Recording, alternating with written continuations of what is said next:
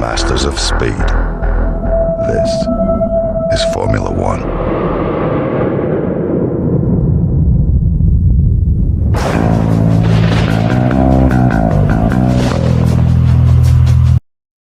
Hello there, hope you guys are good, hope you guys are well. So, this is Belgium then, on to Spa de Francorchamps. So, this is what I've gone with. This is what I feel works. It gives you a little bit of rear stability, and it gives you more than enough front wing or front end turning. So, this is what I've gone with. Hope it helps. Try it, see what you think. If you feel that there is too much drag on the car, by all means, take the rear wing down. You can go as low as 0 if you want. I really wouldn't recommend going 0 on the rear, though. Because I just wouldn't. I need a lot more rear stability than what this circuit brings. So, going with a front wing of 13, a rear wing of 3. Like I said, it really helps me. It really works for me. So, it's up to you guys. You chop and change and you do what you guys want to do. On the transmission then, I've gone with a diff on of 55. I've gone with a diff off of 45.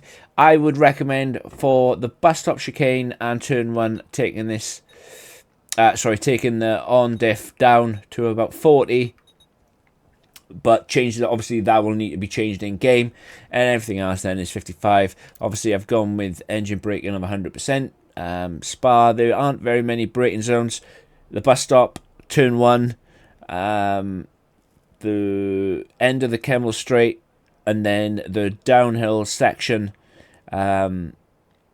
just after the Kemmel Straight. But apart from that, that's the only heavy braking zones around. But still, you need the engine braking at maximum. Onto the suspension geometry. Yeah, there's no point in this even being in the game, honestly.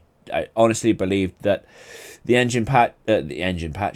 handling patch would have sorted this problem out, but it didn't. So, yeah, we're stuck with it. But it's left, left, left, left. Onto the suspension then. Again, this works for me. You guys need to try the setup. Obviously, if it doesn't work, I'll show you guys what to change. I've gone with a front suspension of 41. This is going to be the majority of the time 41. So that's a perfect starting point. On the rear suspension, I've gone with 5. Again, if you need some more stiffness, take it up. If you need less stiffness, take it down. But for the sake of this setup, 41.5 on the suspension suits me very well. Again, this is a base setup. You need to chop and change it, and do not be afraid to make mistakes.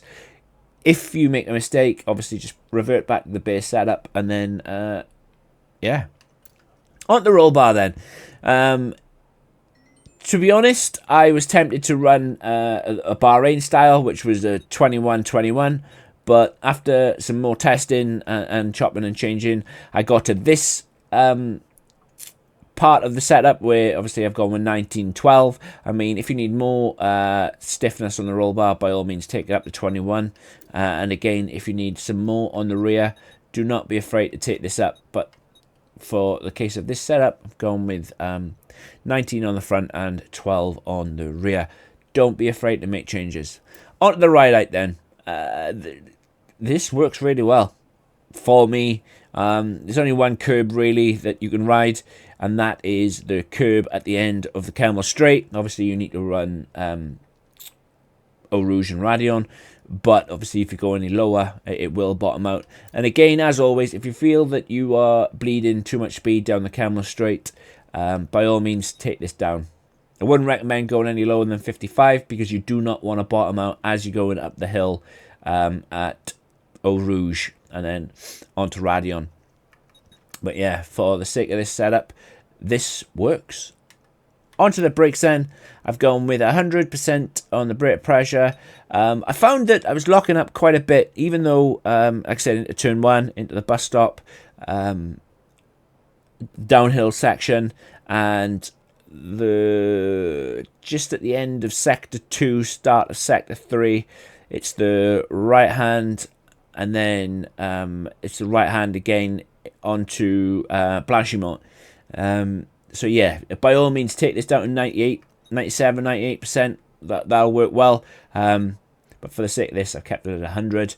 And then obviously I've gone with a front brake bias of 57, simply because those braking zones are heavy and the car is very, very prone to lock in.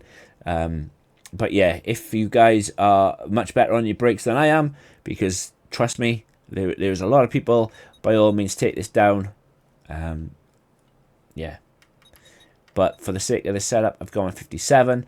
Do not take this down any lower than 95%, as trust me, you will struggle to slow the car down. Onto the tyres then. I've gone with, yeah, pretty much maximum pressures. There's not a lot to be said about that. Me personally, I understand it.